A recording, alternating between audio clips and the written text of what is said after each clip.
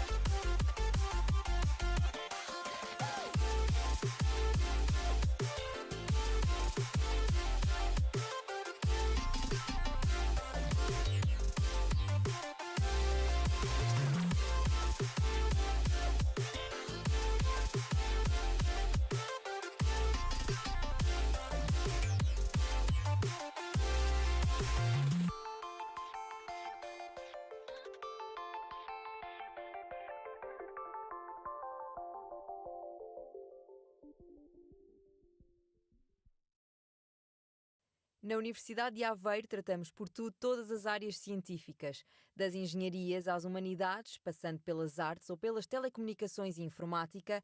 Temos à tua espera 53 licenciaturas e um sem número de experiências, emoções, amizades e amores que marcam para sempre os nossos estudantes. A escolha é tua.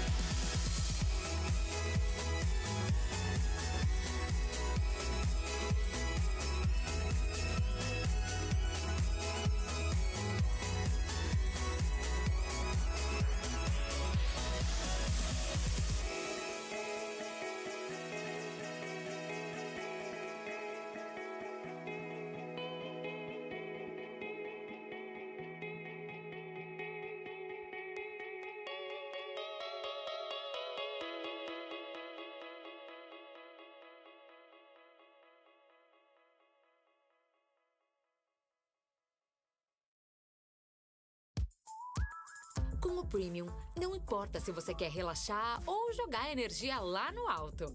Aqui você ouve o que tá afim, sem interrupções. Defina como vai ser o seu dia com a música que mais gosta, sem anúncios. Quer voltar pro Premium? Clique no banner para saber mais.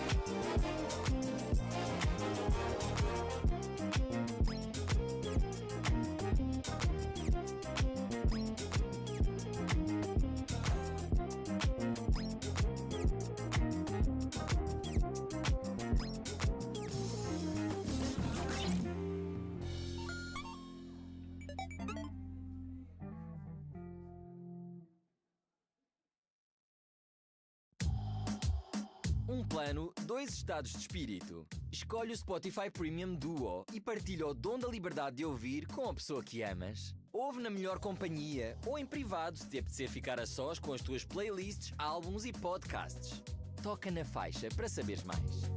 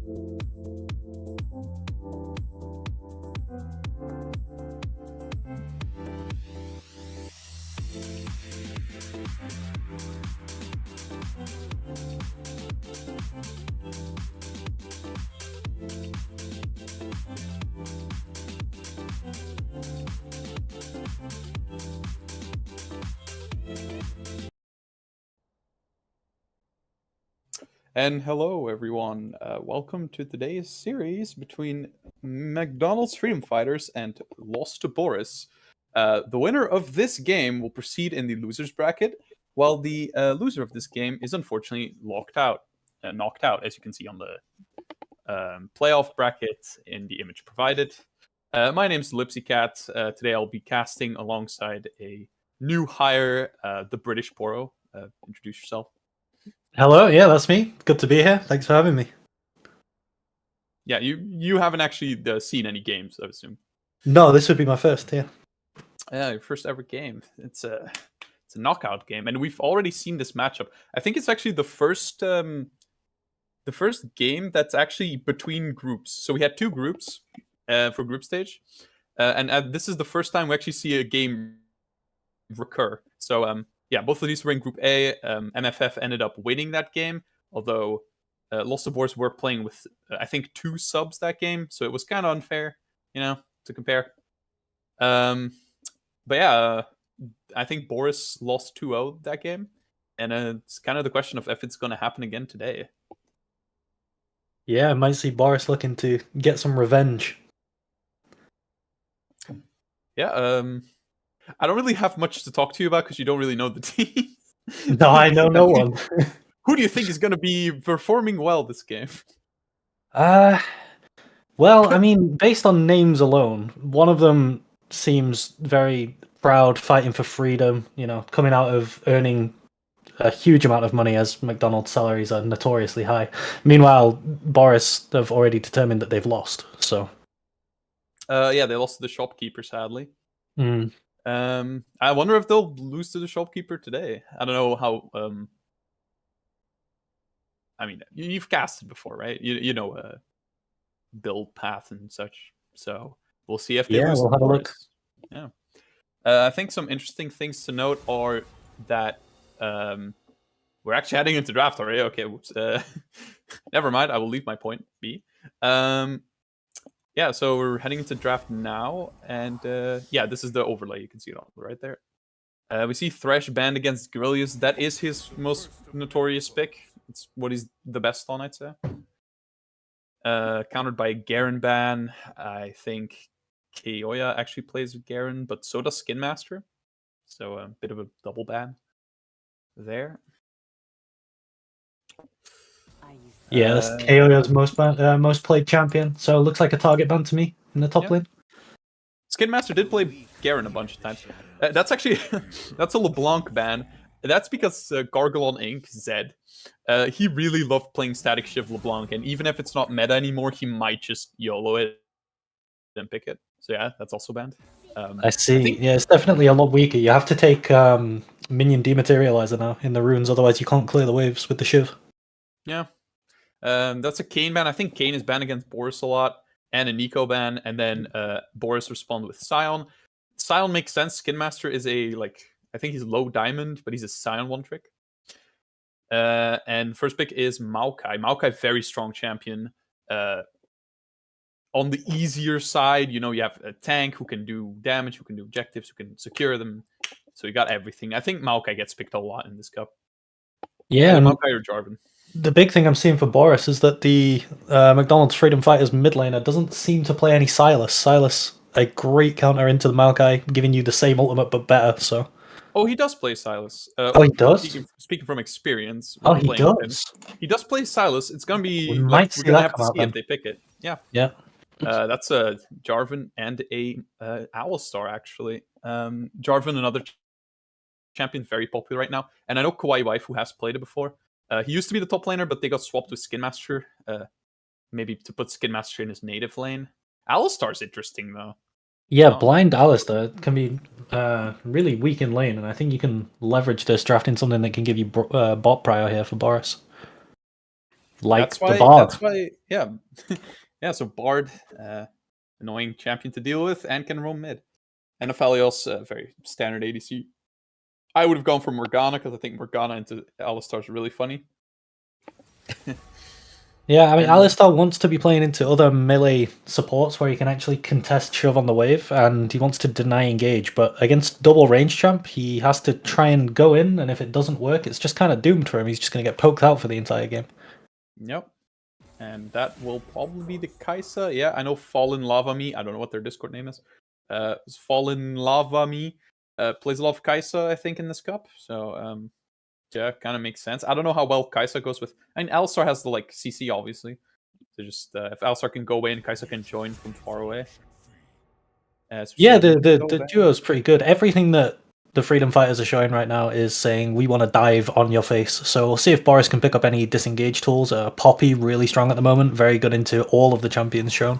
W completely blocks everything they want to do. So we see quite a few top lane bans, actually. Skin Master has basically played Garen, Mundo, and Scion in most of his games. So those three are all banned now. They're obviously saving last pick for either mid or top. That just makes sense. I think it might be top lane, but knowing Zed, knowing Garglon Inc., he might just want the counter pick himself. And if they don't ban the Silas here, it might just be the Silas. No, Tristana banned. Tristana mid, super annoying right now. Having experience with that one, and it's very not fun. So yeah, Silas still left open. Yeah, Silas looking reasonable. It's really good into the Maokai. Not particularly good if you steal the Aphelios or the Bard ult, but the Maokai is a big... You can do it with Bard ult, and there is the Silas. Yep, Silas locked in. I kind of had an inkling of a thought that would be the Silas, since Zed does play it. I've seen him play it a lot. So, yeah, gonna definitely be interesting to see what he does. It has been banned against him before, I think. Yeah, it's interesting. A lot of the time when you pick Maokai on B1, you ban Silas to cover the pick, but it's left open here. So you've casted a different tournament before, right?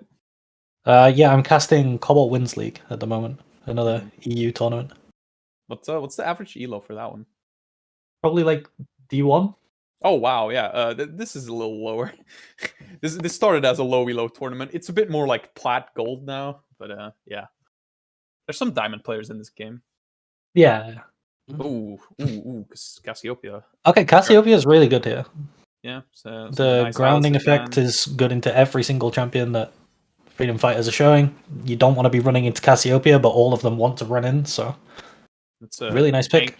Tanky looking team. Oh, and they locked in Cassante already. That's a very tanky team. Cassante, not really a tank, but he's also kind of a bruiser. He's kind of Irelia, but also not Irelia. He's gonna be interesting to see what Skin Master picks now. That's an God Hover. And he locks it in, so that'll be Urgot. Okay. Urgot is something that people have been playing with into Cassante. The logic behind it is that you ult him, and when he ults, he sets his HP low, right? So as Urgot, you can reactivate the ult because he's low HP. It's kind of like why we see some Garen into Cassante as well. Oh yeah, that makes sense. I've not seen many Urgot players recently, but yeah, I mean this is different than like solo queue normals. So yeah, I don't know. Who would you say has the upper hand in draft? Well, with Boris looking for some revenge, I'm favouring them here. They have great disengage tools, champions that want you to approach them. They have Aphelios and Cassio, champs that are countered by long range, but when your entire draft needs to run at them, these carries are, well, they're happy. Now, the important thing for Boris with this draft is that it's hard for them to engage on freedom fighters, but they want freedom fighters to engage on them. So the key is to push in waves and set up on objectives before freedom fighters can get there and force them to come to you. Yeah, and that's something Maokai could definitely do, because you just ult, and well, as a jungler, good luck trying to get to the objective, Yeah, definitely. So we're now heading into the pre-match loading time, so that no one ghosts.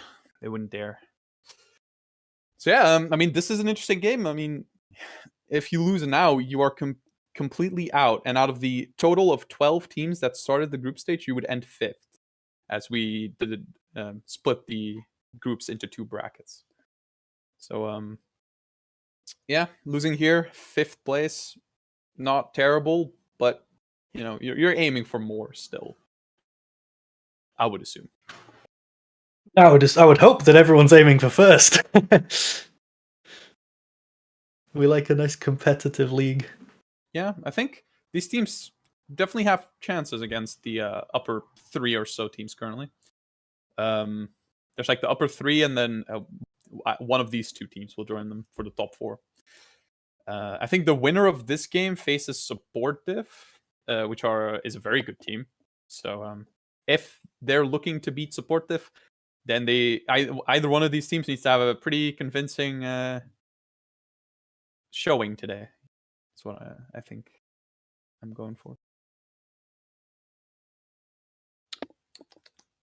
See if Boris can execute on the win condition of their comp and set up favourable fights for themselves, where they're essentially almost baiting the freedom fighters to come into them. They're saying, look, come take a fight on our terms. It is kind of funny that both of these teams sort of had struggles with a substitute, because nothing against the substitutes, but they were usually not as high level as the original player. So in Boris's case, they ended 3rd in the group and had to play with 2 subs against MFF for the 2nd, 3rd place qualifier. But in MFF's case, they actually got knocked down to the losers bracket 2-0 by Krusty Crew, while also missing one of their main players, and their substitute had to play, which did not end up working out, unfortunately. So both of these teams want to, claw themselves back up and take revenge. And with only 20 seconds left on the countdown, I think we're going to see who that is quite soon. Woohoo! Now, one thing that's really good for freedom fighters is that their draft favors chaos more than the side of Boris. So let's see if they do anything creative at level 1. They are kind of a chaotic team, should I say? Like they sort of play like it's solo queue a lot of the time. So maybe that works in their favor here with their comp. Yeah, they could potentially look for an invade. Awkwardly, Jarvan, not great at level 1. Alistar kind of needs the enemy to run into the bush that you're in as well, but Flash Q. Oh, we can actually look at the runes now. Kaisa has Ghost, so does Aphelios, but Aphelios has a Flash on D, which puts him ahead. Nope. And we should be in game now. Yeah. Okay. Let's see. Anything else that's noticeable? Fleet footwork Aphelios. I don't know if that's common. I don't play. It's interesting. Normally, in this sort of scenario, you would look for maybe a lethal tempo. You're gonna have targets to hit with the Jarvan, the Silas, the Alistar, the Urgot. They're all gonna be running at you. Fleet is what we normally see when playing against something like a Jinx or a Zeri. These champions that Aphelios can't really reach. The Fleet helps him sort of close that gap. As McDonald's are looking for a level 1, as we said. But they're spotted out by the sapling. Yeah, that's really unfortunate. It seems like all solo laners have teleport, so that'll be interesting for the team fights. Maybe a little less kill pressure in lane, but I think Cassante always has kill pressure, right? So not so much onto Urgot. Yeah, maybe not Urgot. Against Jace, though. Let's see. Both junglers running Smite. Yeah, I don't know. I would be... well, it would be interesting if one of the junglers wasn't running Smite. There are a lot of... what's the yellow tree called? Precision? Yeah, precision. Lots of precision, like main room pages here. As Skin Master. Yeah, we've even got the fleet on the board. Oh, I guess one auto off, I think. Yeah, I'd like to see Skin Master actually walk between the wave and the tower and just not let the Cassante into lane here. That's something what he's doing. Looking at it. Something that you can do on Urgot quite a lot. Does Urgot win this early 1v1? Oh, he destroys it, yeah. KI is going to lose half man. HP. He's going to be zoned off XP. It's a tragedy. Not great. Stun lands onto the Alistar, looks for the Q, out of range. Yeah. You can see the woes of Alistar against the range support here. Especially at level 1.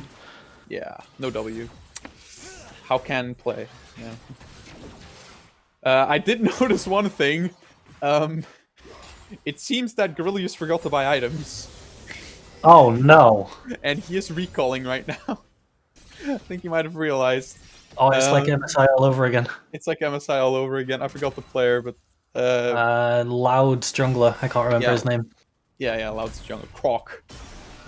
Yeah. Yeah, he forgot to buy items, and yeah, okay, it looks like Alistar now has the items, which does mean Kai'Sa will get shoved under the tower by the Bard, who might. It's not the worst. It's not the worst lane state for this to be happening. Bard and Aphelios are shoving to get level 2 first. This is what you do when you have double range into melee support.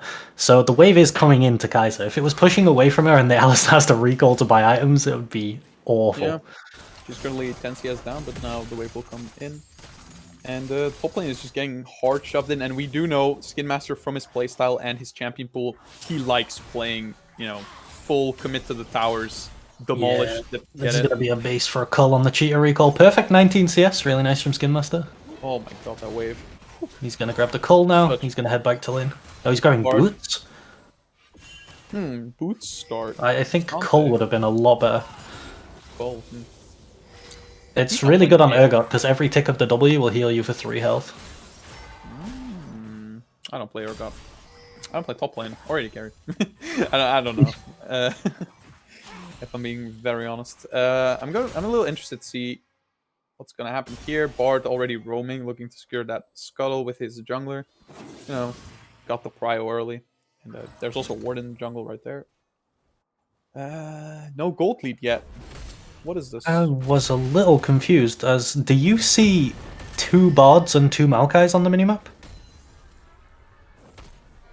Oh wait, never mind. Oh, yeah. Okay. I was playing with my brain there for a minute. Yeah. I see a little Windows thing on the map, but it's whatever. It's not on the screen, so it's fine. Now, Urgot's getting kind of shoved in. Yeah, so this is the bounce back after the cheater recall. Jarvan was topside, he was recalling in the river bush. There's a lane gank potentially going on here, but a lot of the time what you'll see is that after the bounce back off the cheater, you'll look for the gank top, but Jarvan on the opposite side. Kai'Sa might be dead here. The Q doesn't stun her, but looks like, yeah, that'll just be a kill onto the Alistar. It's actually a cleanse, ghost pop. Lots of fighting going on here. First blood goes to the Kai'Sa. No, first blood goes to the Aphelios, but Kai'Sa gets a follow-up kill. So both AD carries on a kill, but yeah, it looks like Jarvan just gets stuck on the tower and also dies. That's a double kill to the Aphelios.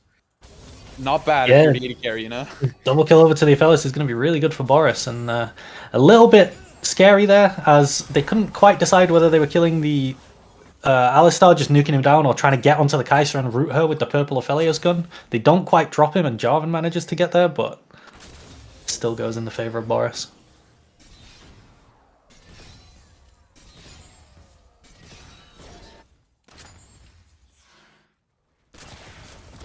not a great deal of opportunity for either of the junglers right now. Expect to see them both full clearing towards top here. See if Skin Master can bounce this wave and set it up for Jarvan in 1 minute when he arrives in the top side of the map. Yeah, both of the junglers just went bot. Both died, but I mean, they got the the only number 12 got his jungler ahead. That's already worth it. Not his jungler, his AD carry, 2-0 lead. That's very worth it. Yeah, Maokai, an extremely low economy jungler, doesn't mind dying, doesn't mind falling behind on tempo to get his Aphelios ahead. Aphelios and Cassiopeia are really the stars of this comp, so. Yeah, and then there's the Sylas. Can't really do much against Cassiopeia. Like, if he jumps her, she'll double you and run away. And she has a Conqueror as well, which I think she gets like pretty fast. Kawaii Waifu started up the dragon, but there's no mid prio. Cassio is basing though. Oh, it's going for a flip. We'll be able to get this. Oh, it gets stolen by Bard. I'm not sure how that will happen, but neither jungler hits the smite. Yeah, Gorilius and Kawaii Waifu both die. Maokai will get stolen, try to create some space, but they're both already dead. That's a 4-1 lead now to Boris. And yeah, we know how well they can work as a team, but I don't think that's... Bard's steal was very planned. But importantly, the kills go exactly where they want them. Gold on Cassiopeia, gold on Aphelios. This is exactly what you want if you're Boris. Yep, that is true. And that's now a... about 1,700 gold lead. Not huge, but... no, wait. 1,300. But it's a good lead to have still. And now we'll be getting some plates as well. This Aphelios is 3-0 and has gotten a plate. And a lot of CS. Yeah, it'd be interesting to see what he goes for. We've seen some Static Shiv, some Kraken, and some Storm Razor on the Aphelios. Yeah, looks like we're having an all-out fight here. Looking to ult him under tower, but actually just ults him and flashes back under tower. We've seen that combo in pro play a lot, you know, like flip him, ult him under tower, Q. But yeah, here he just kind of ults to get out. Yeah, this Urgot pushing hard, and he's already gotten one play. I don't know if he was there to claim it, but is he actually running the Molish? I can't see. No, I don't think he is. So yeah, mid lane very even still. Although Cassiopeia did get a golden injection with that kill, with a kill and assist, and it looks like Maokai is here. Skin Master's gonna have to be. He's just sitting under the enemy tier 1, you know. Yeah, and it's interesting that we're seeing the Maokai from the only number 12 being more active than the Jarvan from Kawaii Waifu. I think you really need to play higher tempo as the Jarvan here. You need to get something going, because as this game goes on and the Aphelios and the Cassiopeia scale up, they're going to become pretty much unapproachable for these melee champs on the side of McDonald's. Yeah, looks like it. Yeah, Aphelios fancies his chance and just moves up. What's Alistar gonna do, you know? Yeah, a lot of the time you would see the Jarvan pathing top to bot here, trying to play around this bot lane rather than moving up to the Urgot. The Urgot is providing a lot of pressure. Could use that to try and secure the Rift Herald. But you can see the wave in bot lane is pushing into the Kaiser Alistar, which is going to give a window where bot would be gankable if Jarvan was bot side. Right here. Yeah, I mean, they're being a little bullied here in bot lane. I mean, how do you come back from this now? I mean, you're so far behind in the bot lane. You can't. Even, but the gold is. You're not going to be able to play a traditional fight around an objective. The comps aren't in your favor. You're going to need to look to play around vision, get some pink wards down, probably around bot side. Aphelios is the most vulnerable champion in this draft, and look to try and move Sylas down, bring Jarvan down, trap him in the Cataclysm and burst him down, and try and get that big shutdown onto either the Kaiser or the Sylas here.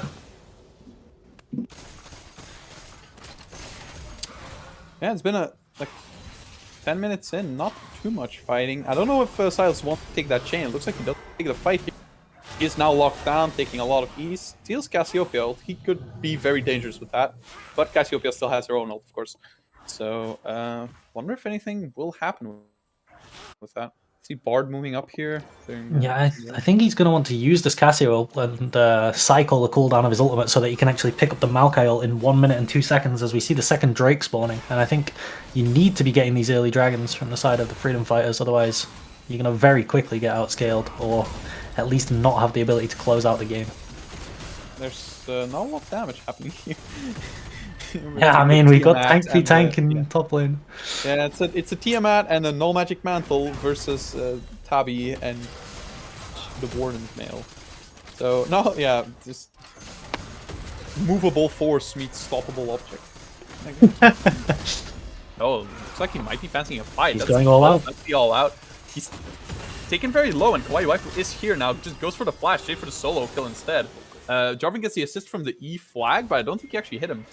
But yeah, still an assist. Not sure if the flash was needed, considering the jungler was there, but that's a second plate as well. Looks like they'll be resetting now, going for the Drake in 5 seconds. Definitely looking to play around that Drake. You can see the dynamic there we were talking about with Cassante setting his own HP low by going all out. Skin Master hits him with the Urgot ult, pulls him in and executes him. It's an awkward one for the Cassante. Yeah. That's going to be another plate, so the lead in top lane is at least growing. Ooh, will he face check this? Does get W'd into the other W. That's the Maokai ult, and yeah, what do you even do here? You're just locked up forever. Can't move, can't flash away. Yeah, the only consolation prize for the Freedom Fighters here is that the Nature's Grasp was committed, and I don't think they needed to use that to kill the Silas there, but no Maokai ult if they do want to try and approach this dragon here. Herald dropped for tempo to convert this into a dragon take, though. Yeah, that's a lot of gold back into the pocket of Boris. Top lane got a lot of gold from those plates himself. Looks like he's looking to TP. I don't think it got cancelled. Yeah, it didn't get cancelled. The tower doesn't go down at all. Only 2 plates really from that Herald, but still, you know, Herald plus Drake. It's worth it. Yeah, massive for Boris. By dropping the Herald in mid lane, you create a point of pressure that the enemy have to respond to, and then they can't be in the mid lane and at dragon at the same time. It basically guarantees you the objective. Yeah, it looks like that's a Mountain Soul. Like, I talk about this in a lot of games I cast, but I feel like it's always Mountain Soul. And Mountain Soul's such a game-breaking soul, you know? You get that, you're unkillable. A Mountain Soul's really potent for the side of Boris here. The comp from the Freedom Fighters really wants to look to pick people off and burst them down, kill everyone in one big engage. Oh. Speaking of big engage, damage. There's no damage happening here. At this point, if you're Cassante, you don't even want to ult, because you'll just lose this tankiness.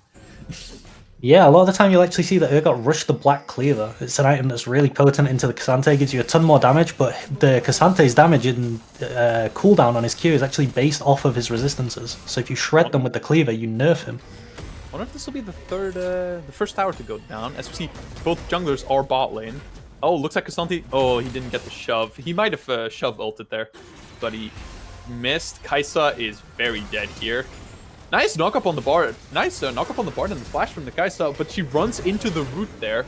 Oh, nice headbutt. The only number 12 stuck under tower, and yeah, looks like with both flash and exhaust used, Bard lives, and the jungler also lives, but also uses flash. So all summoners burn bot lane on the side of MFF, and in the meantime they take the top tower. So yeah, this Cassante is he looking for it?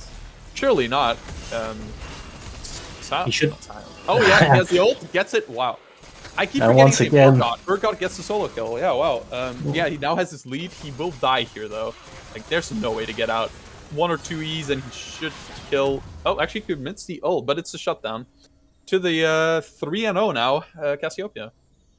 Yeah, once again we see that Cassante wants to go all out, but ends up all inside the Urgot. It's it's awkward how that one works. You just put yourself into the execution range. Gotta say, this Urgot really doing his best to keep this gold lead even. He has a 2,000 gold lead over on his lane opponent, which keeps it somewhat balanced. But yeah, now we can see there's a 2,000 gold lead still in the favor of Boris. So yeah, he's ahead, but the rest of his team, and like you saw there, I think Urgot, you're gonna build some tanky stats, but you're not a full-on tank. And a Cassiopeia that's fed will just melt you. Yeah, the Urgot's not going to be particularly tanky. especially into these really strong carries from the side of Boris.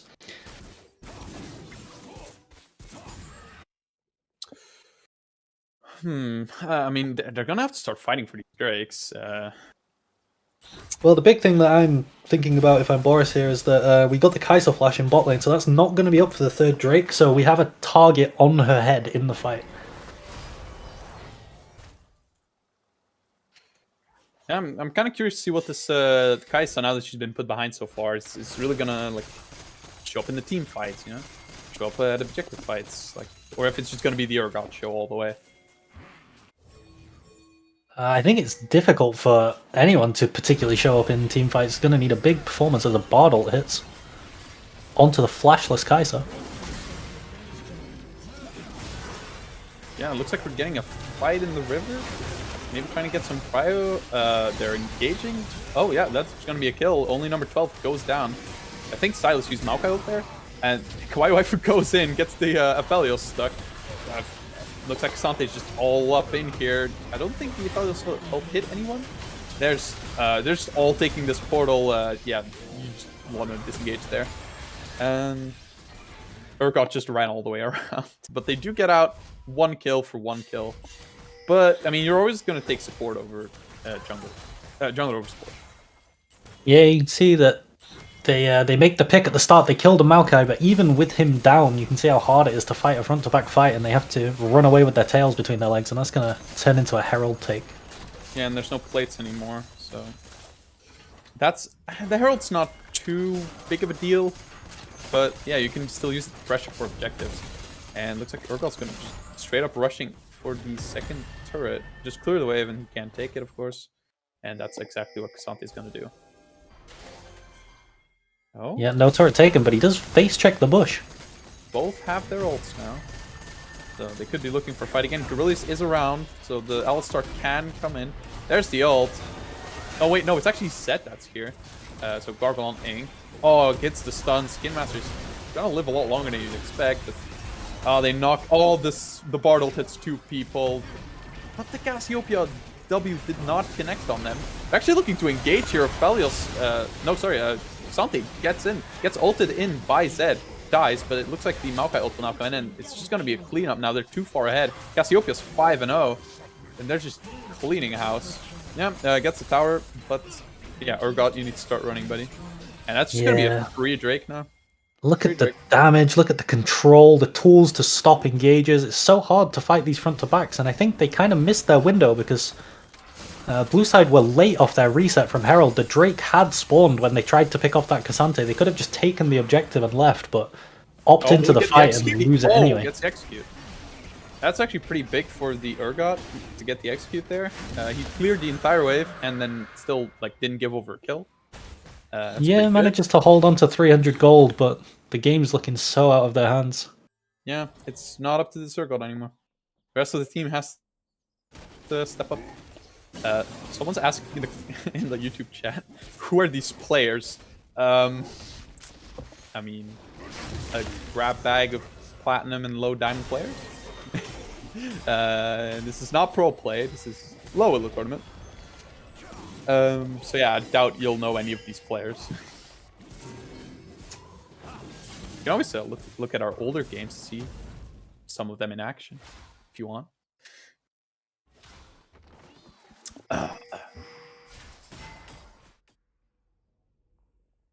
Yeah, and the McDonald's Freedom Fighter is actually aptly named because what they need to do right now is flip some burgers. They need to just find something, anything, just flip it.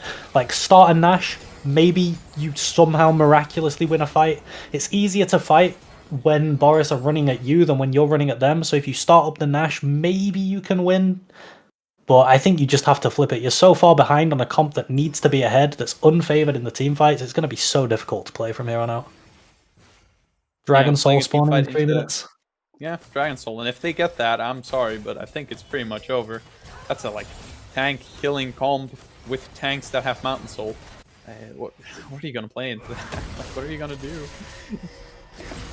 Yeah, for Boris right now, you just want to keep things controlled, clear the waves, don't let any chaos happen. You want to, importantly, try and keep your ultimates up for the dragon. You want your summoner spells available when the dragon spawns. You saw the Bartle get thrown down by Silas, which is pretty weird. But I guess he just wanted to, get the cooldown back so we could steal a better ult.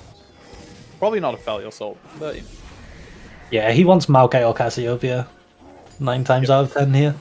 There's a Herald top lane. They're just gonna look for like 1 tower charge, get the tower.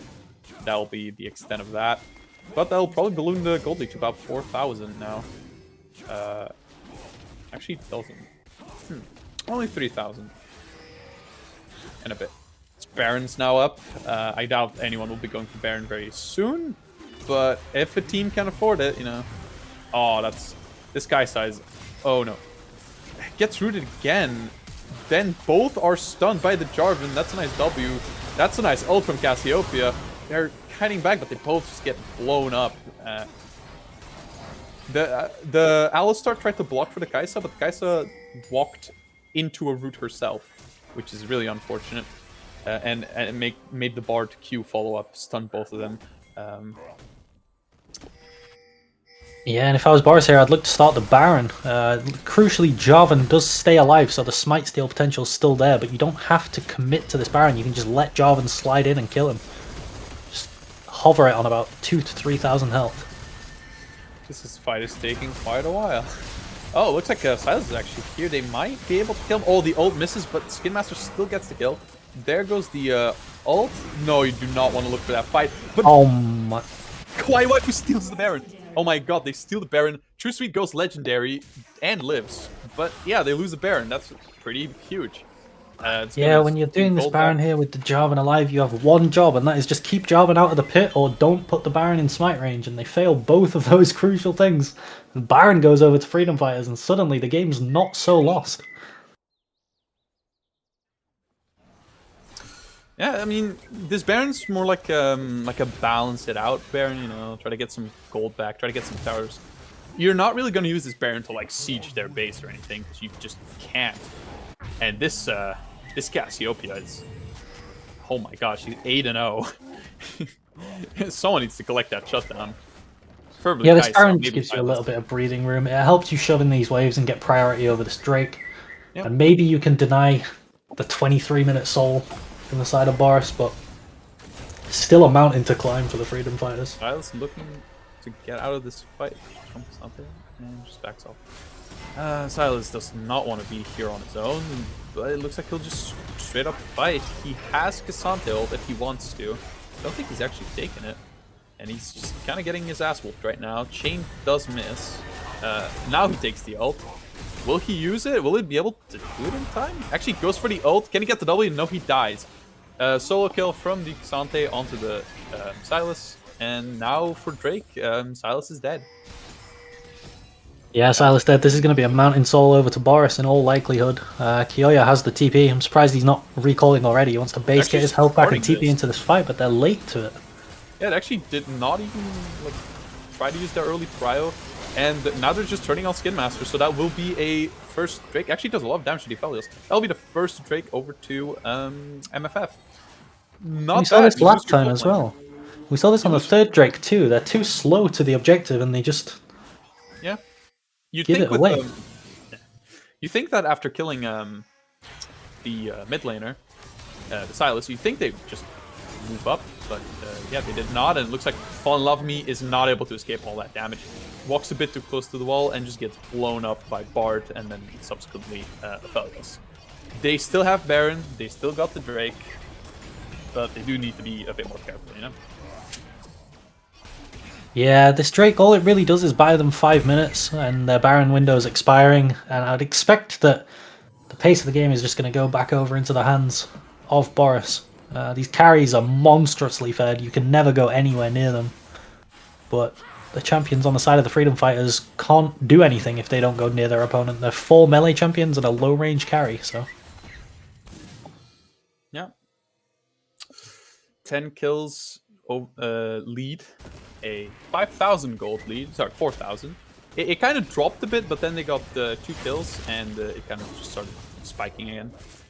But yeah, this Mountain Drake can be pretty huge. Like, in the game where we played SPD, we ended up getting Mountain Soul and in Game 3. And Mountain Soul, like, that's a game changer. You don't want to give that over. Skid Master looks to be caught out again. Will he actually be able to kill Swede? He's not doing a lot of damage to him. There's no way he can win this 1v2. There's The a teleport. Catio's far too strong.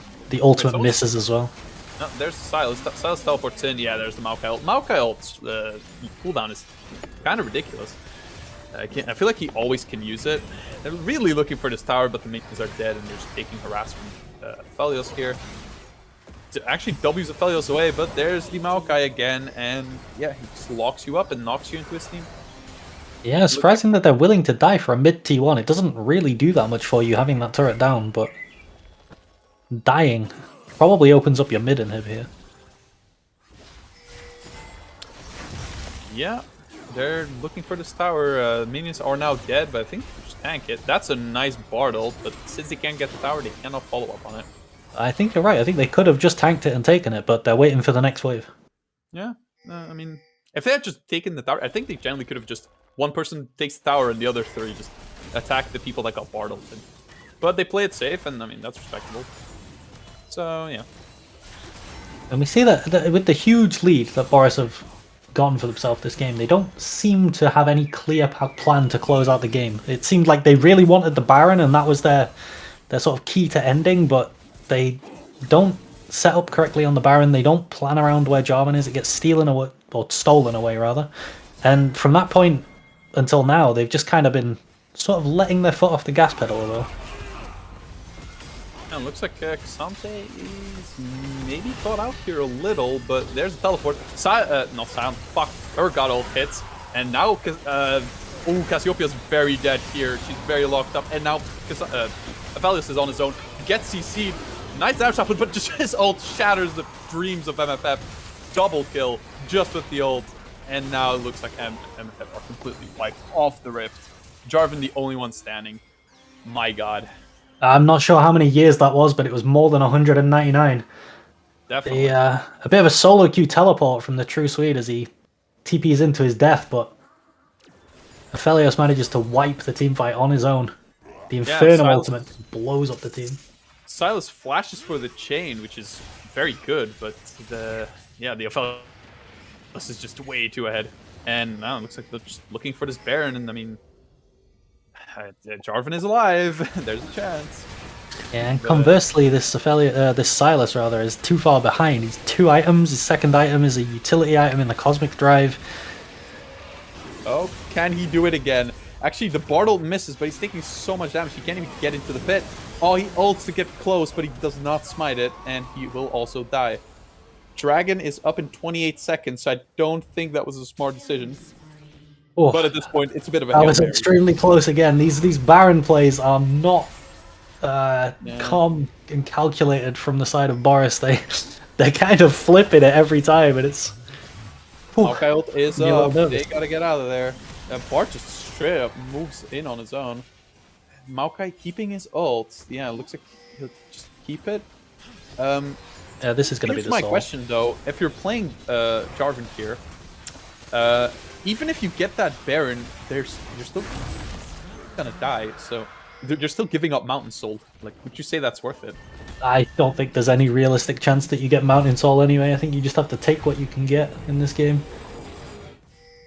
It's been a little bit lost since about 15 minutes, and it's just the McDonald's Freedom Fighters trying to cling on for dear life. And I think the problems for them started in the draft phase. I'm not a draft god, so I will not say anything. But yeah, it looks like Skin Master's just caught out again. He's a tanky guy, but that's in a very fed Aphelios. Just look at those auto attack then. God, that's 3 items. Looks like... Oh, Cassante, I was gonna say is caught out, but he just yoinks Silas. Nice counter Maokai ult from Silas, but they don't even kill Cassante. And now they're just... Yeah, they're just cornered here, and Aphelios is on his way. Ults, and LB1 kill. Bard jumps over the little mountain terrain, but yeah, they will probably be able to run out. But yeah, that's Mountain Soul. That is Baron, and at this point, I think there's not much hope for MFF anymore in this game. Yeah, definitely not. Huge disadvantage, and I think they're gonna have to revise their strategy. When you're playing against an Aphelios and against the Cassiopeia, these champions are countered by range, but what range do you have on your team? We saw it at MSI a lot. The answer to the Aphelios being the Jinx, being the Zeri.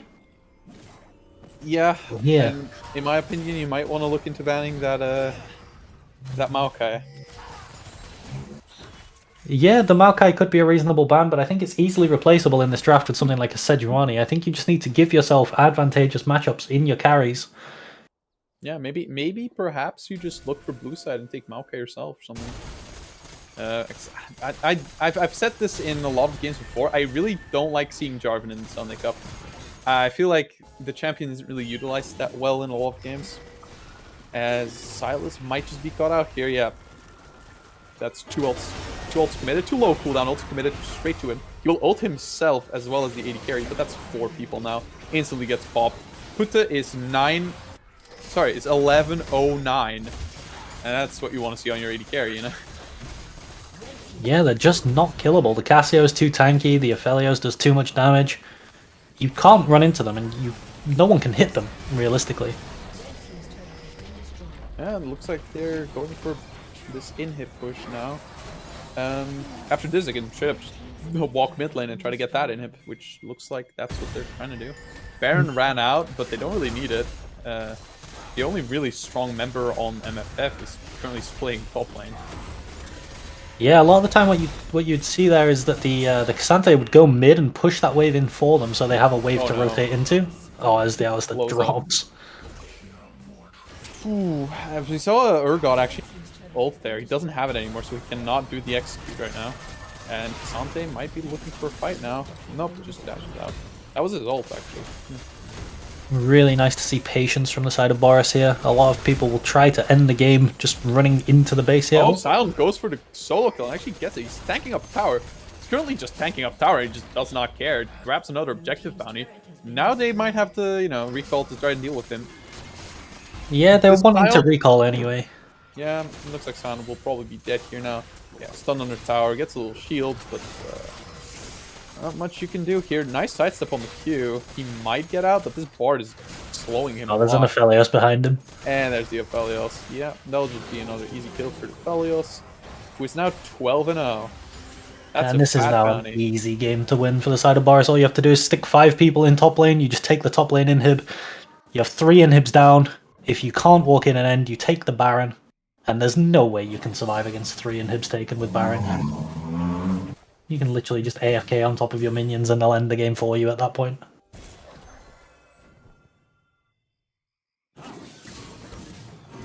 Yeah, I don't know, like, seems pretty over to me, 9,000 gold lead. Relatively small still, but I think that's almost entirely the top laner. 6 and 8, split pushing a lot, got almost all the towers that MFF got. But yeah, the team is kind of letting him down at the moment. Well, the only criticism you can have is that he never tried to translate that across the map. There was multiple times where the wave was shoved in, even proxying waves, but never looked to make a play in mid or walk bot and TP back to top. Just never making any plays across the map anywhere. Yeah, looks like they're just in the jungle looking for Gorillas with his 9th death now. And that puts Aphelios on 13-0. My god. Can anyone kill him? He has a GA now. I don't think anyone can kill him. I think if you walk into his range, he's going to kill you. At this point, it's just waiting for Baron and Elder to be taken, and that'll be the end of the game. As we actually see Maokai just engage straight onto the... Oh my god, that was like 2 auto attacks, and he just explodes. Fallen Lava Me has to run away. Might just get caught here. No, does not, but it looks like Skin Master will just instantly explode. The tanking and power is just too much. And I'll be both inhibs. Looks like the game will finally be over here. Both towers taken. And 31-9. Mountain Soul, Baron. Like, that Baron steal and the top laner were mainly the hope-giving points there for MFF. But besides that, it was pretty much the Boris show. Yeah, really nice game from Boris. Really good draft. Really good gameplay. Nice and controlled. The only shaky thing about them is their objective setup, but aside from that, they played a really nice game. Yeah, so now something we always do in this cup, I don't know if you guys do that in your cup, we kind of try to get like Like an MVP vote. Like, who do you think was the MVP of this game? It's a difficult one.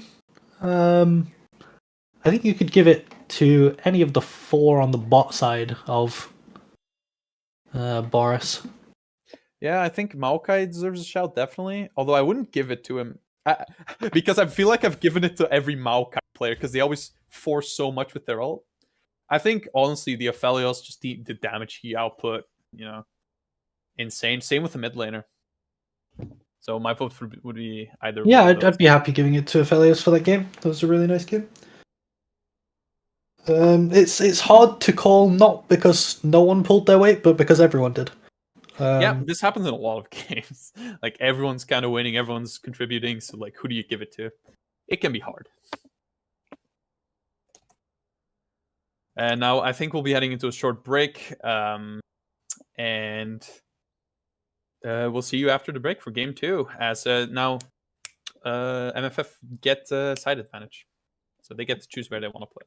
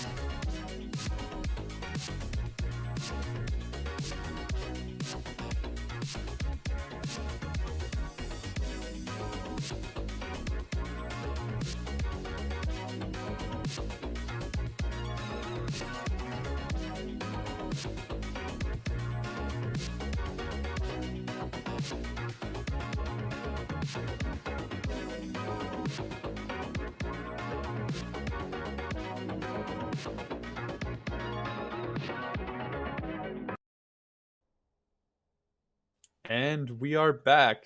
Hello, everyone. We took a short break, and now we'll be heading into game 2 soon. McDonald's Freedom Fighter is actually choosing blue side here, so maybe we'll see some sort of draft adaptation. Well, I hope so. I hope we do see some adaptations in draft. I think if Boris is gonna go for the same sort of thing, a comp that's inviting you to go in, I think you want to be drafting like champions with higher range. Maybe we could see like a Victor or an Annie, Syndra. In the bot lane, we can get like Jinx, Varus, these sort of champions. Yeah, definitely. I'm just curious why they select blue side. Because for drafting, red side's usually better because you have the counter pick. So maybe there's something that they really want to pick first. It Maybe, depends. Blue side is easier to draft yeah, from. maybe they want that like. Red side's better if you're good at drafting. Yeah, I think my team always prefers red side, just purely for the, the counter pick on the last pick. As we see, instantly Garen gets banned. Yeah, same ban as last game. I don't know if there's going to be a lot of ban changes this one. No, we'll see if there is. I don't think the bans were too much of an issue. I think it was more of a selection of champion issue. There were definitely champions available that the players do play that could have been picked that would have given them a much stronger chance.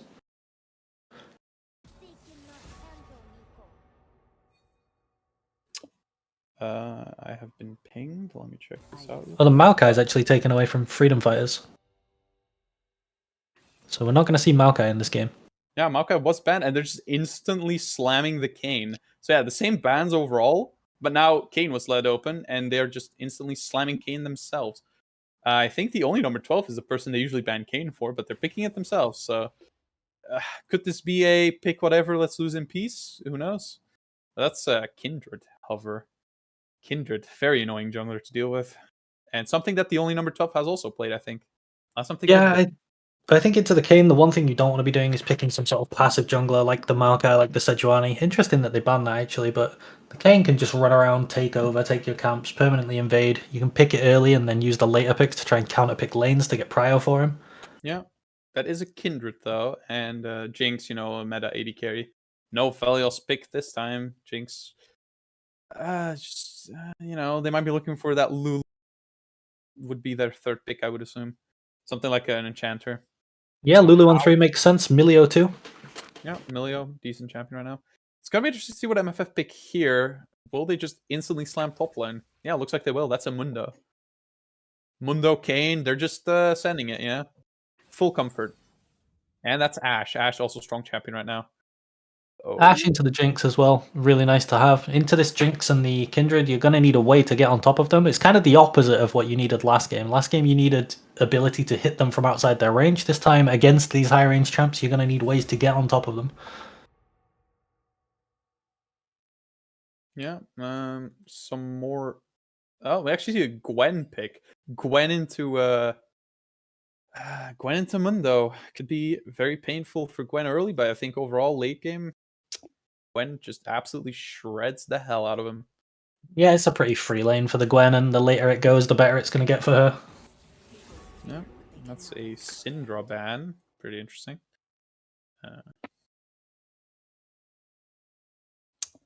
Wonder what else will be banned this game.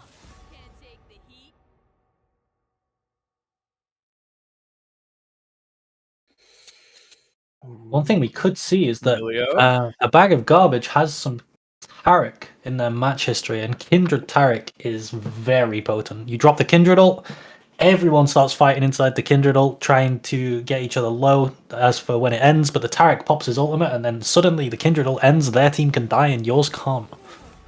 Yeah, that's a combo that you do need to practice a little bit, because I remember our team tried it and it didn't work out. But yeah, you need to time the Taric ult correctly. But if you can pull it off, that's pretty good. They might just go for the Bard again. It is still open. Or just the Lulu. Lulu is currently not banned. Never mind, she is banned. There you go. Now they'll have to pick some other enchanter. I mean, into Kayn, you could maybe go Janna. I don't know how that would work in lane, though. I think Milio was definitely the best pick into them, but it's gone now. It would have helped cleanse the Ashe arrow. If you Kindred ult and then then you Janna ult everyone out of it. Yeah, you can do that. You can also do that with Gragas or Azir. It's something we see Orianna. quite a lot. And Orianna can just sit with the ball on top of the Kindred ult as well. Yeah. Not sure it covers the entire thing, but basically a large chunk of it. Yeah, it's most of it. Orianna, not a super popular champion in the Sunday Cup. We do see it sometimes. It's kind of like the default mid laner, Or at least, it used to be, at least. And that's a Vladimir. I don't think it's locked in yet. But Vladimir, I mean, heavy scaling. Yeah, he's going to get smashed by Orianna in mid lane. A really hard matchup for the Vlad. will they lock in? Oh, it's already locked in. Never mind. And that's a Rel. Rel also just instantly locked in. MFF are locking in their. Yeah, I mean, the Rel engage is gonna get followed up by Vladimir ult. That's all I can really see here. Looks like that'll just be a Bard again. No I Enchanter. think there are better options than Bard here. You were talking about the Oh. Janna. The Janna would have been really nice. Oh, Braum. Braum is Braum's really good. Yeah. Yeah. Shield can block a lot. Especially, Ashe autos, Ashe ult. And Yeah, Braum really good into the Rel. If Rel ever tries to go in lane, he can just die. And the draft, once again, favouring Boris. I think the red side draft is really cohesive. Everything makes sense. Everything works well together. Whereas the metaphor you used as playing like it's solo queue, I mean, the draft looks like solo queue on blue side. Yeah, like I think I said this before. MFF kind of do play like it's solo queue in a lot of cases. And I mean, if they can get a sort of chaotic game, but the way Boris are playing, they're playing pretty well as a team, even with their newer players plugged into the team now. Yeah. I think my least favorite part of this blue side draft is that you have a scaling mid with a full clearing jungler, and that's just going to give you absolutely negative pressure on the map. It's like a vacuum in mid. There's just nothing there. Meanwhile, Orianna and Kindred, Ori's going to be permanently pushing this Vlad in. The Kindred can run in to get those marks in the enemy jungle. Ori can follow her. I think it's going to be really hard for the McDonald's Freedom Fighters this game.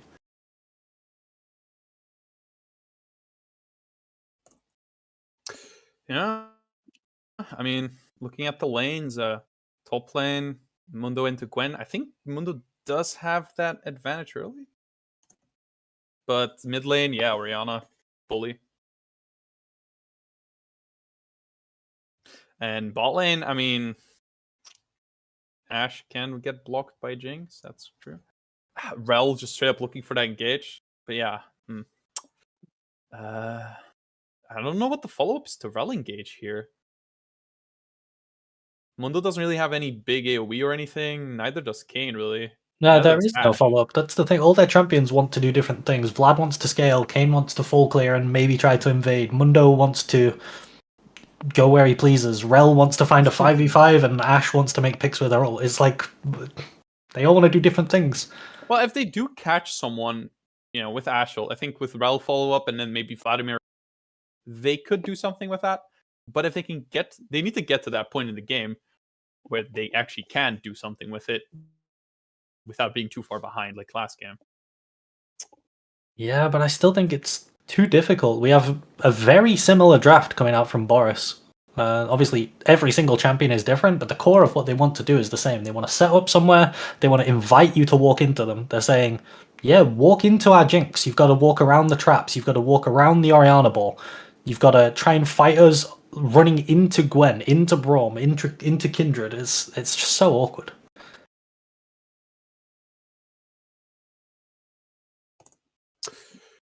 Yeah, I don't know. 1 minute left on the timer, and I mean, with the prio in mid lane, I think Kindred can maybe risk going a little, a little further.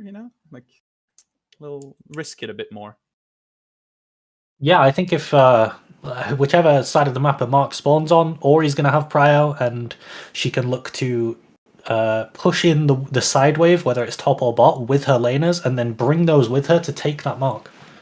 I think Kane's going to be, based on draft alone, it depends how the players play, but Kane should be pretty behind in farm because he should be getting permanently invaded this game.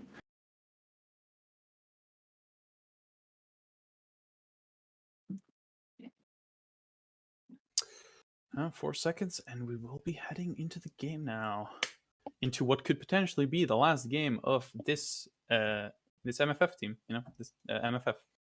If they lose, they end 5th once again, and if Boris move up, they will be facing Supportive, which could be a very interesting matchup, I think, because I think both teams play better as a team than they do sort of individually.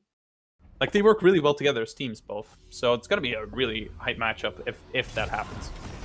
But first, they gotta get through MFF. So let's see if they can secure it in game 2. Yeah, and Boris once again not wanting anything to happen early. Their the draft favors them, so if they just scale, play low risk, play with precision rather than activity, they should be looking pretty good here. So standard spread coming out from them makes sense. 30 seconds until minions spawn.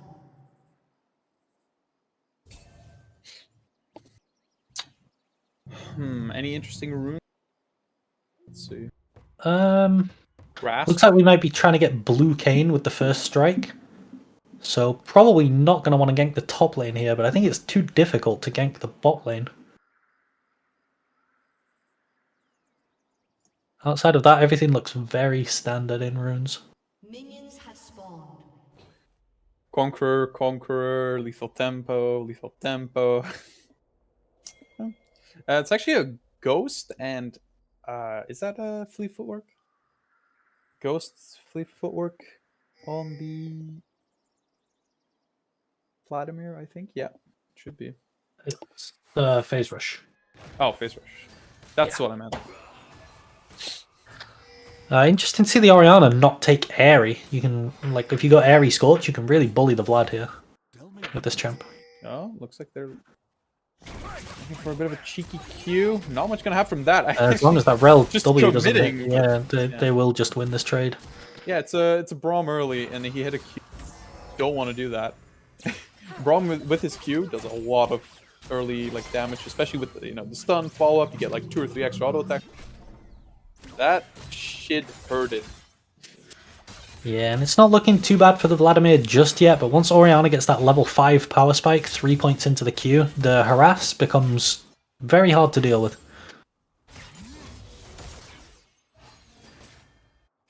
Yeah. Orianna just constantly queuing you if you move up. Not fun. Yeah. Vladimir has a little bit of sustain, but it's not too much.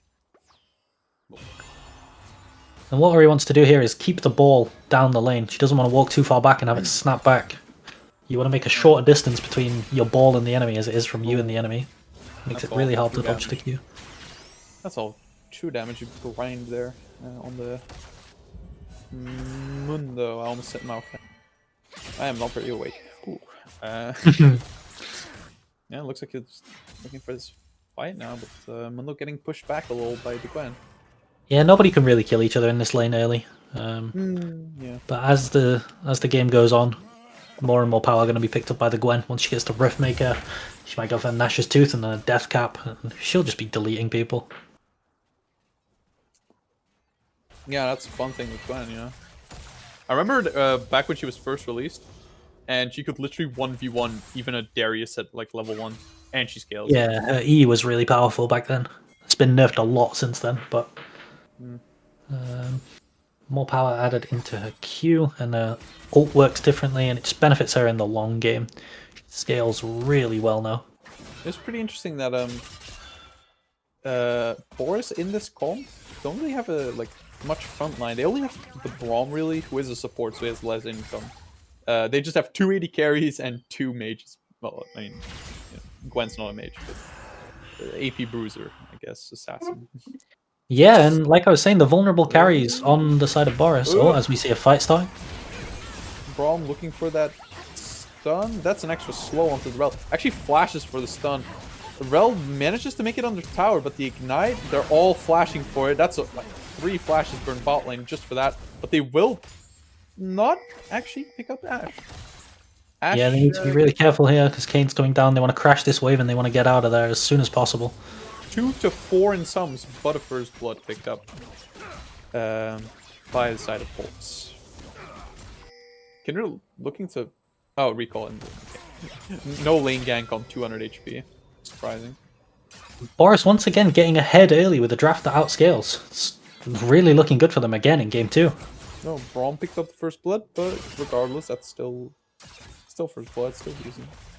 Yeah, you can see every point that this Gwen puts into her Q makes the lane more and more difficult for Mundo. Oh, actually spots him out, does not get the recall off, and Gwen stacking her full EQ here, just absolutely snips him. She goes, but she doesn't have flash because she went ghost teleport, and does not get the solo kill there. You said there couldn't really happen there wouldn't actually be any kills, but Gwen is just kind of abusing Mundo early. Yeah, and she scales, of course. Mundo forced to TP here. Gwen obviously crashes the wave as Mundo forced to base, and Gwen can hold her TP and just walk back to lane and have TP advantage now.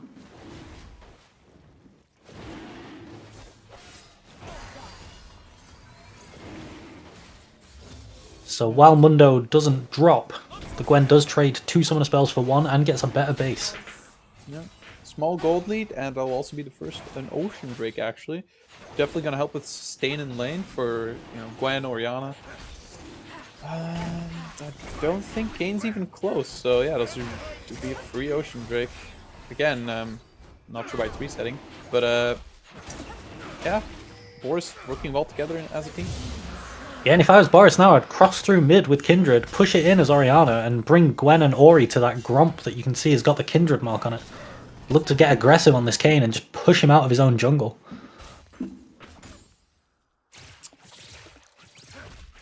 It's like instead just going to full clear again. Yeah, the bot lane will pick up this Scuttle, denying it from the Kane. Yeah, I mean, Kane's on the other side of the map actually. And that's a teleport. Burnt mid lane. Enemy does not have teleport though, so having that tempo definitely helps. Mundo's just looking for this one proc. Doesn't even get anything really with it. Both pop their ult, but yeah, you're stuck in this wave. There's the Gwen. There's the Kindred. Actually, will they give the mark? Kindred is looking for it. It's a tower shot, and it looks like Gwen will just pick up that kill. Yeah, I think it's get a plate out of that. It's greedy to try and give the mark. I think they should have just let Kindred kill him and Gwen walks back to the wave, because Gwen actually lost about 5 or 6 minions there, just sitting around with the wave on her turret trying to kill the Mundo. Yeah, did pick up a kill with it and took up most of the wave, I think. And Mundo did not get the plate, I'm pretty sure. Did not see any gold fly to him. So, yeah, overall, I don't know if you get marks from assists as Kindred. You do. Oh, you do. I don't know if she had him marked actually there, but she marked him as she was running in, and they were waiting because they were waiting for it to like tick over so that it's actually active, but didn't get it unfortunately, I think. Ooh. Yeah, that's now a 700 gold lead, about 600 to 700 gold lead to Boris with their scaling comp. Yeah, Kane just taken his chickens, which was the mark, so the next one's going to be in 45 seconds.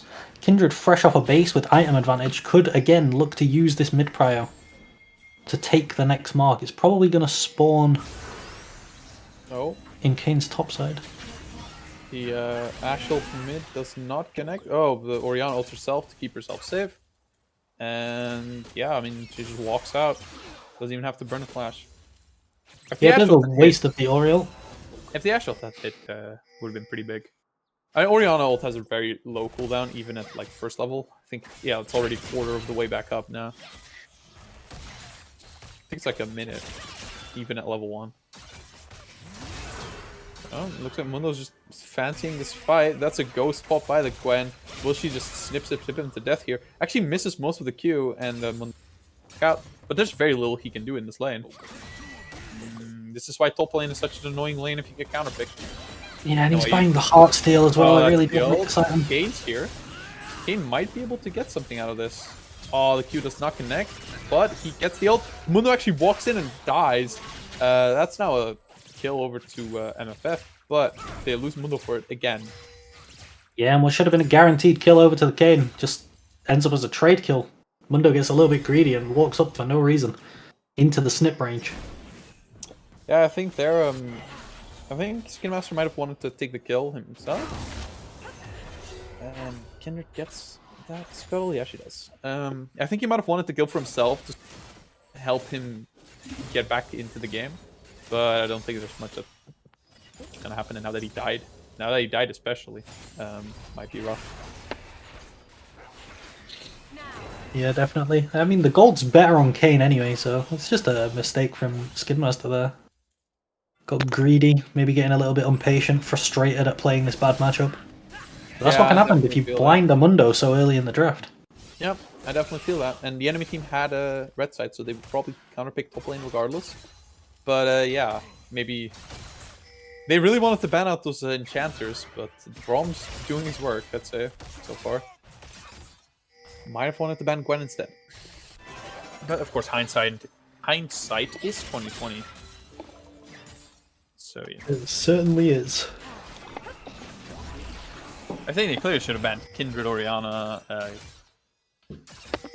Gwen here. Yeah, they should have just banned every champion in the game. So Riot, give us more counter picks. Give us more bans. That's what I meant.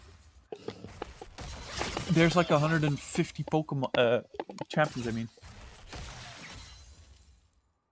I think the best thing for them to do in draft would probably be draft better. That would that would help.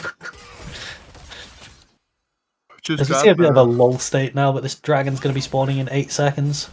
Oh, I mean that is a Mountain Drake, so it won't be a game-defining Mountain Soul, but you still want that Mountain Drake regardless of what team you're on. Yeah, it's going to be so hard for McDonald's to contest this. There's a Kraken Slayer on the Jinx, just components on the Ashe. Pops the ult. Gwen is shredding him, but don't think anyone will die here. As we see, and that's not the right team. Boris moved over to Drake. Pit and Kindred is just starting it, I think. Yeah, Kane she can just only needs to really pull get it out, pull it away from the Kane. If it turns into a 4v4, they will win. Like I said, they've got the Kraken Slayer completed on Jinx, only components on the Ashe. The wave's shoved in, so she'd have to drop minions to the turret to even contest. Yep. Should be an easy Orianna's pickup for them. coming over. No one's really moving on the side of MFF. Feels like they don't even really want to contest. I guess it is worth noting that the Vladimir has really good CS currently. He's on 120 at 12 minutes. So yeah, scaling. We scale across.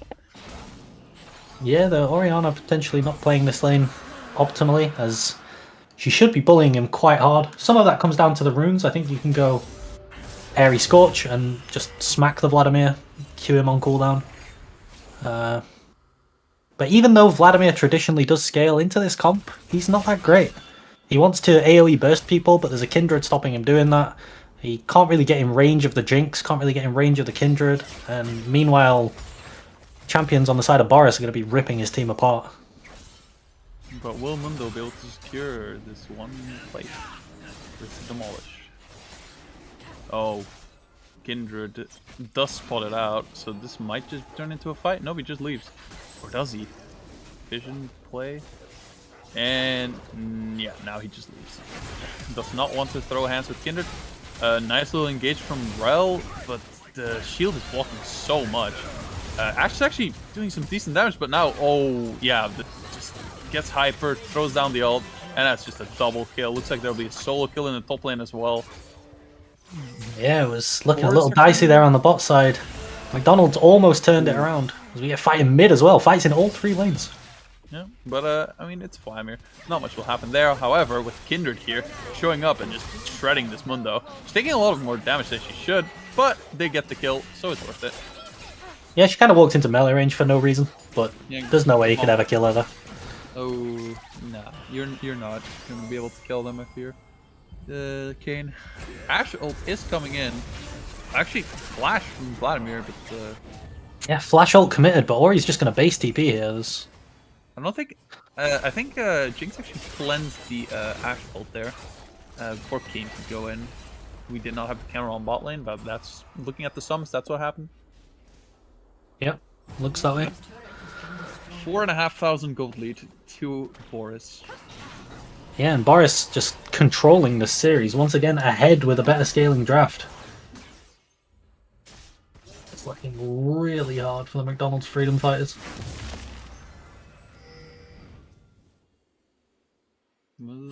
Kane doing? Oh.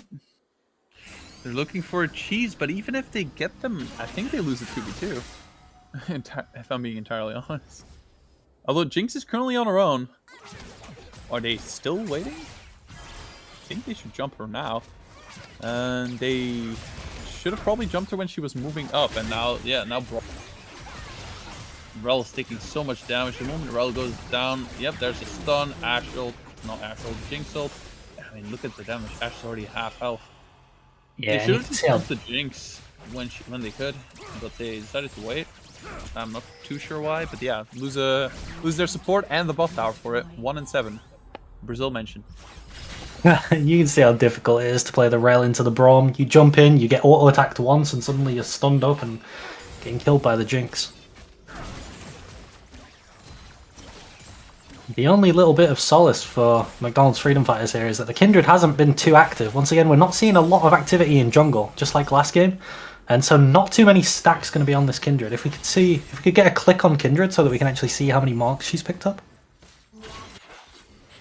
So she has got 4 marks. So she does have that bonus range online, which is a really big spike for her. Yeah, not too much activity in the jungle, but on Maokai, the only number 12 definitely did what he had to do. Press that ult. And oh no. He ults here, waiting for his team to move back up. But yeah, no. Really nice actually, nice Braum ult. The W gets blocked very well. Jinx has ult, so they need to be very careful, but she's out of mana. I don't think she can actually cast it. Drake is up in a minute, and looks like Boris will just look to take it. He'll just look to reset now and take the probably free Drake. Yeah, Boris here just looking to play for a 22-minute Dragon Soul. If they get that, it's going to be really hard to win the game. The Chemtech Soul is going to have great synergy with the Kindred as well, setting everyone's health low. They're going to get the extra damage and damage reduction when they're low. It's going to be very nice for them to pick up.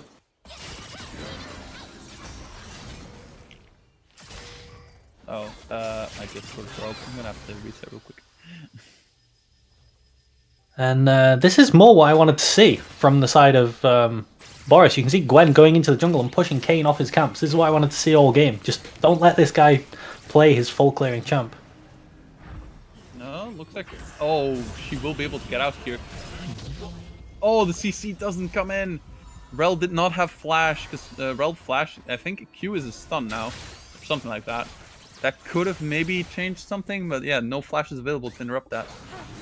Yeah, and it's a good idea from the side of McDonald's. It's what I think they could have done more last game. They tried to make a play on topside while Boris are taking this Drake. They know they can't contest. They know they can't 4v4, so they're looking to make this play on topside, but Aoya just manages to TP out. Yeah, that's where you know that your enemy does not have enough damage to kill you, and you also know they don't have any CC. At least they'll be taking an objective back, but yeah, that's a third Drake now. Yeah, they're going to grab this objective bounty. Surely not. But... Okay. That would be unfortunate if it dropped to a Braum queue. As Mundo forced to ult, but he might just drop here anyway. His team was around, but not able to run to them, sadly. And now, yeah, now the Kayn's just getting absolutely shredded. Won't be able to get the passive. But this ball in, yeah, that's a slow on the Rel, and she's probably dead too. Nope, never mind, just jumps out. Just hops off her horse. Vladimir looking for Kindred here. Wait, there. They can find a fight, but Kindred still has the ultimate. Yeah, just there jumps out of her own ult. Actually does not live. That's actually nice. That's 2 kills to Vladimir. Definitely what you want from Vladimir. Nice bit of CC. Vladimir pick up a 3rd kill. Oh no, there's the Oriana. Yeah, actually gets a triple kill. But yeah, here are the damage dealers, and they will just clean it up. It'll be a full ace. Yeah, there you go. Full ace. 3 for 5. Oh wait, Mundo lives. I think he respawned actually. He was dead. Yeah, he was dead. 3 kills on the Vladimir. That's your saving grace here. Yeah, McDonald's find the only fight they can win. It's a fight with no Oriana and no Jinx. And even then, they managed to turn up like the Avengers at the end of the day and just win the fight. I did it again, no. It's looking, just like last game, it's looking really doomed for the Freedom Fighters. Yeah. Score is now 4-12.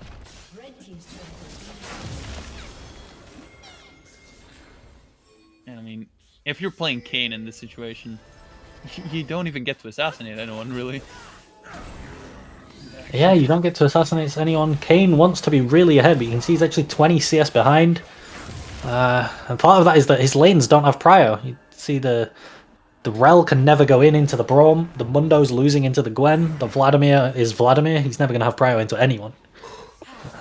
It's so hard to play jungle with 3 losing lanes, especially a resource-dependent jungler like the Kayn.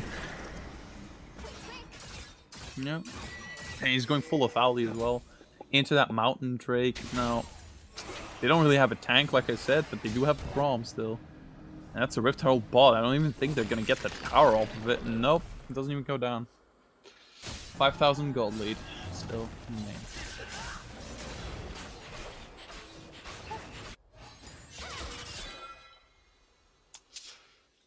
I mean, what can we say really? Look, who is winning? Like, how do you win this as MFF? You just have to hope for Boris to make mistakes. There's no way you can create a win by yourself. You have to let them mess up and you have to capitalize on it, and that's what they're hoping for right now. Yeah, Gwen is dealing a lot of damage, but might get cut out here a little bit. She's completely stuck. Gwen is immune, but not forever. And Ashe is almost down still. Wow. Did use ult, but I guess the stun didn't last very long. And it is a catch. Put this caught out here. Jinx versus this Vladimir. Vladimir does so much damage. He gets the shutdown. 4-1 now. Yeah, 950 gold shutdown. Yeah, Jinx kind of caught walking around on her own in the enemy jungle, which not really where she should be walking. And I guess this is what you meant with Boris needs to slip up. This is exactly what I meant. Jinx in the bot side jungle alone for no reason. Gwen easily could have just pressed Ghost and got away from that situation, but tried to 1v4. Loses his life for it. And yeah. A little bit of breathing room over to the side of McDonald's. It should still be an easy game for Boris, but they need to stop making these mistakes. They need to just collect themselves and play the way they've been playing all game. Both players will be up for the Drake fight, and that would be a soul. So at this point, do you try to get as many Drakes yourself, or do you give them soul and just look to fight for Elder? I don't think you're winning either, really, but... Yeah, I think both are losing lines. You can't really 5v5 into either of them. I think the best thing you could potentially do is, when they go for the soul here, you could just do Baron as a cross map, and then at least you get something. Yeah, but then what, yeah, right? They still get the soul. Sure, you get some temporary like buffs and a little bit of gold, but that's it. Yeah, I'd rather have temporary buffs and gold than nothing, though. Yeah, of course, of course. I mean, I'm not saying they should let the enemy team take Dragon for nothing. Yeah, but, they're caught between a rock and a hard place. Of course, this is something Boris could just do. Give this one Drake and just take Baron for free. Yeah, you can see, this is kind of the problem that the Urgot was having last game. The Gwen is just in the side lane, but the win condition is this dragon. It would have been good to see her TP in earlier. Yeah, it's 5v4. Oh, they're rushing it. Oh, and it's they steal fallen. it with Ashe. Sorry, Jinx ult. Oh my god, and now... Oh, this ult blocks so much. Team is not around, though. Does not get a kill. So, yeah, Ashe picks up Kindred, but, you know, once Jinx gets rolling. And, yeah, that's just... really unfortunate. Wait, Gwen's actually trying to end here. Yeah, I was about to say, I'm really sad that they didn't chase. Him. I think actually will go down. Yeah. Yeah, I think what Boris should have done is chased them and stopped their recalls, because Gwen would have just ended the game. Like, you don't have to commit to a fight. You have much higher range than they do. You can just poke them with Jinx rockets, not let them recall, not let Mundo use that teleport. And so Gwen would have just ended the game. Ooh, they pick up the soul, but now they tried to rush Drake. Baron realized that they couldn't, and now with the enemy jungler still dead and their top laner also dead, will they look for this? It doesn't seem like it. Gwen has teleport, and Kindred's already back up, so not looking for it, I suppose. Yeah, I think it's a really easy state. Just like last game, towards the end of the game, they got themselves in a really easy position to play from. They have soul, you put 4 people mid, you put Gwen bot and just let her split like she just did, and if they ever try to answer this Gwen, they need 2 or 3 people, you just immediately take Baron. Yeah, and I mean, even if Boris now decide to go for Baron, as MFF, what are you going to do about it? Besides That's an excellent question. I wish I had the answer for you. Like, try to steal is all there is. You just send Kayn in, see if he can suicide steal it. The problem you've got is that if you try and 4v4 Baron, Gwen's going to end the game. If you send 2 people to Gwen, the 4 people are going to take Baron. You can't be in both places. It's so difficult. Gwen has teleport, so she can just join her team if needed. And this is where they might just... No, they're actually not. Okay. Yeah, you just don't start the Baron here if you're... Yeah, as wait long for as Gwen has yeah. pressure, you just don't start. You just let them dance around here all day, and as soon as they recall, you start. It's lose-lose. Yep. Really well played. Mundo will get spotted going back soon, and as soon as they spot him, I think they'll just start this Baron. Yep, Mundo's on vision. See if they And there timed we his go. teleport, actually. They could just teleport Gwen in. Yeah. Gwen doesn't really need to be teleported, and I think it's 4v4. Mundo doesn't have a way of stopping her. Will Kawaii Wife go for the steal? Does not pick up the steal. Oh, but the damage from the Vladimir is actually pretty huge. Bag of garbage goes down. Mundo actually explodes Jinx here. This is a losing team fight. There goes the Orianna as well. This is 4-0. They get Baron, but they lose 4 people. It's actually a really huge fight there from the Vladimir and the Kayn. Really big pickups, and the Kayn just walks around the Baron pit and ease in. And once again, we've seen 3 Barons from the side of Boris, and it's like their biggest lacking in terms of gameplay. Every time they do a Baron, and they just don't consider where people are entering from. They let themselves potentially get stolen on, and they let the entire enemy team just walk into them and kill them here. Yeah. And had that been a steal, that would have been disastrous. I mean, looking at the gold now, it's almost balanced back out. It's a 2,500 gold lead now, which shrunk from like 6,000 earlier. Yeah, it's definitely getting closer. Boris They'll still get the bot massively in tower, the probably. lead. They'll probably get the bot tower here as well. So, if that's another bounty picked up, which the bounties are still up for some reason, even though it's a 1.4k gold lead now. Yeah, that'll just be this power down. Hit it. I think Okay. the flashless Mundo could just die to Gwen Ghost. She has Oh, Ghost, yeah. but he's just dead. He's trying his best to dodge as many of her skill shots as he can, but the AoE is just too much. Dies for it, but they get the tower, and looking at the gold lead, it's now like 1.5k. That's about it. Yeah, and you can repeat the play that Boris did with the Baron and Gwen. You can repeat that because Gwen still has teleport. Oh, you can no. do it on the Elder as... Ooh, hop. Hit the blast plant. Oh no, gets blasted into the wall there. That's really unfortunate. Jinx goes hyper. You just need a very big, which is kind of I think what happened at Baron. You need the Vladimir to just hit like 3 people with his ult and then do the EW combo. Yeah, he used his flash at Baron though, so doesn't have the ability to actually go in at the moment. Yeah, it looks like they're waiting for Rel to respawn, but they will likely lose at least 1 more inhib to this. Yeah, just Ashe holding the lane on their own. Kayn is looking for the wall, but yeah, doesn't really get anything out of it. Yeah, this is going to be They 3 are inhib taken most actually likely. goes for it. There's the ult. Actually knocks up. Oh no, he gets knocked up and he gets taken down. Vladimir, his ult went off, chunked him a little, but yeah, he goes down. Kayn goes down, and this looks like the end of the game. Doing so much damage with just a few auto attacks. He gets the hyper, and every inhib is now down. I think the top one respawn, but they'll just be focusing on the towers. And in 28 minutes and 21 seconds, Boris will knock out MFF out of the EOS One tournament. Yeah, nice 2-0. Boris going to be feeling good about that one. I think they can definitely learn from their objective setups, but everything else looked really good. Really nice drafting, really nice laning. Solid Yeah. games. Boris is a team that we personally lost a game to, so they're definitely a good team. And what we should now be looking for is someone to interview, perhaps, on the side of Boris. Let me ping them real quick. What we got to keep in mind, though, is that the stream is a little delayed, but yeah, by now it should, yeah. It has ended. So let me just quickly...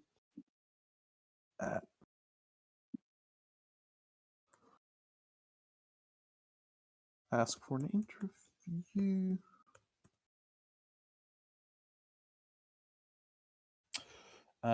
So yeah, who would you say was your MVP for that game? Maybe put down the Jinx. I'm not really sure. Once again, everyone played really well. I think more so than last game. Like everyone played very well this game. It's hard to give an MVP, but yeah, maybe over to Jinx. Yeah, I think Jinx is fair. Looks like Swede will be joining us. Yeah, he can just join the VC. welcome, the true Swede, Hello. aka the Bouse. So, Oi. well, please. All right. So yeah, 2-0 over MFF. Definitely a change from the group stage. How do you feel after this win? I mean, feels good. It feels like we wanted it to go in groups, like from the start, if we had full roster. So I just think, yeah, with our new players, we just improve and feel better and better for every week. Yeah. You lost some players. You have new players now. Synergy seems to still be there. Yeah.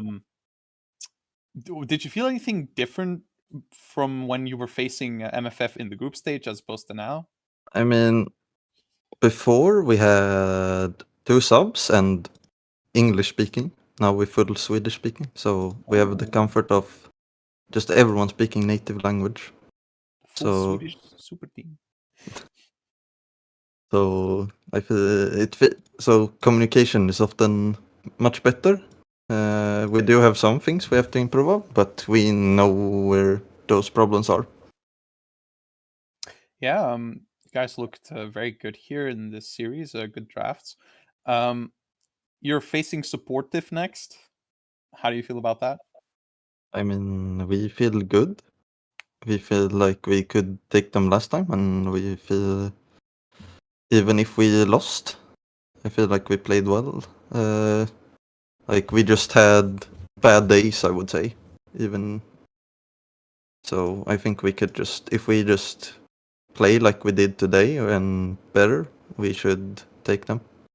Yeah, I think it'll definitely be a very interesting matchup because both of you work, I'd say, very well as a team. So yeah, that's going to be very interesting. I don't know if you have any more questions, British Board? I don't think so. I think you've covered everything. I'm trying to think of like any special picks you guys did or anything. Yeah, I don't know. You guys had overall very good drafts. Like, is there someone like specifically in charge of that, like scouting out OPGGs, I things like that? mean, mostly me as a captain fix, like set up OP.gg and some picks, and then we discuss before the game as a team. And then, I mean, there are some players that are more charged of draft to what they think is better, but then we have a plan going into the game. It's like if they pick that, we will do this, and if this is open, we pick it. No. I mean, people still want to disrespect our bard, so I gladly people leave it open. It wasn't pick game 2 though. You hovered it. No, and but we felt like we would rather. I mean, I played poorly, but we felt like they could. If we didn't have Brom or something, they would run over us if we played poorly. So it was like a safety net. And it was good since they had to run into us. Yeah, definitely seemed like a good series. I think that's going to be it for me. So thank you, Sweet, for joining us for this interview. Oh, no if there's problem. anything else you want to add, feel free to say it. No, I don't think so. Just saying best of luck to Supportive. I mean, later this week, we hope they can bring. We hope they can give us a good fight. What do you mean later this week? I mean, isn't it this week? Yeah, I mean it's next week that you play, right? Oh, it's Monday, right? Nah, it's Monday. I guess it's later this week. You guys should look to plan your game as soon as possible. Yes, I will. Yeah. Good luck. And I think we'll be getting Zed as well, just to have a quick final, interview with the team that was sadly knocked out today. So, yeah. Do you want me to stay or? I want you to leave. No, I mean, feel free to leave or stay. I don't mind. Just don't start any Don't start any shit talking here. Huh? No, no. That's our job. And we'll see if he's actually gonna join. I pinged him before. Oh, maybe we can ask this. Who did you say was MVP? Who would you say was MVP in game 1 and 2? I would say that probably. Oh, I mean, overall, I would say our bot lane. Would say was MVP. I mean, our ADC played really well, and our support did as well as the job. Alright, okay. Looks like Zed is here. So Yes. I will be shifting to him. Hello, Zed. How do you feel about the series you just played? Not so good. I mean, it was just clean play from Lost to Boris. Yeah. Nice standard. They were there for objectives first. Had a cohesive team as well. I'm pretty sure the communication was a bit better. Yeah, not so fun. Yeah. Anything else you want to like say? I don't know. You said like you wanted to do a like losers interview. Anything you really want to like say? I don't know about your team, their team. I don't know. The cup. Well, it was fun playing. I'm happy we didn't get dead last. We got 5th. It's good. And then I don't know what's gonna happen to McDonald's Freedom Fighters. Because personally, I'm gonna look for another team. So this is my free agency call out. If anyone's looking for a really good mid laner. Right. Coming to promote the brand. Right. Yep. Yeah, I mean, game 2, you had some very good Vladimir plays, but the draft was kind of all over the place. Yeah, I couldn't really do much. Plus, Kane got form like 20 minutes. Yeah. I don't know, British Poor, do you have anything to ask Zed? I don't think so. I think it's just hard to lose to Boris if you lose in draft before the game even starts. Oh, we beat them. We beat them before, so I'll hold that over their head. It's yeah, with subs. So yeah, with subs. So yeah, I don't know. I think that'll be it from us here. Good job, production, casting. Thank you, and yeah, we'll see you next week for 3 more games. I think. Krusty Crew CBS, Supportive Boris, who played today, and Peg against SBMT in the lower bracket.